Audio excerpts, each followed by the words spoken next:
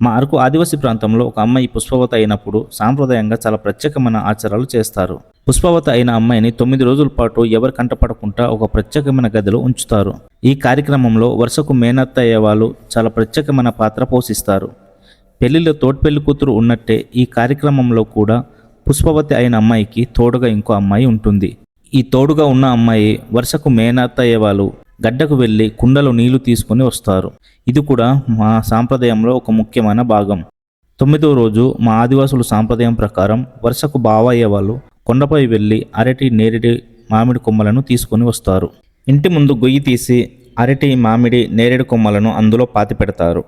పాతిపెట్టిన మొక్కల చుట్టూ ఆవు పేడతో కల్లాపు చల్లి ముగ్గులు వేసి చాలా నీటిగా అలంకరణ చేస్తారు. తర్వాత ప్రత్యేకంగా ఉంచిన అమ్మాయిని వర్షకు మేనత్త ఇంకా గ్రామంలో ఉన్న మహిళలు కలిసి బయటకు తీసుకొస్తారు.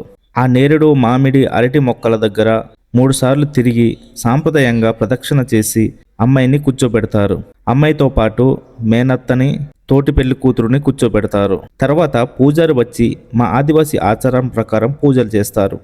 ఆ సమయంలో దింస నృత్యాలు చేస్తారు, నీళ్లు జల్లుకుంటారు.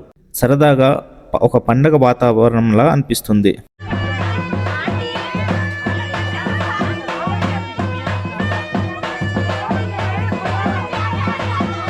పూజ పూర్తయ్యాక నేరేడు కొమ్మ, మామిడి ఆకులను, అరటి మొక్కను తీసుకువెళ్లి గడ్డలో వదిలేస్తారు.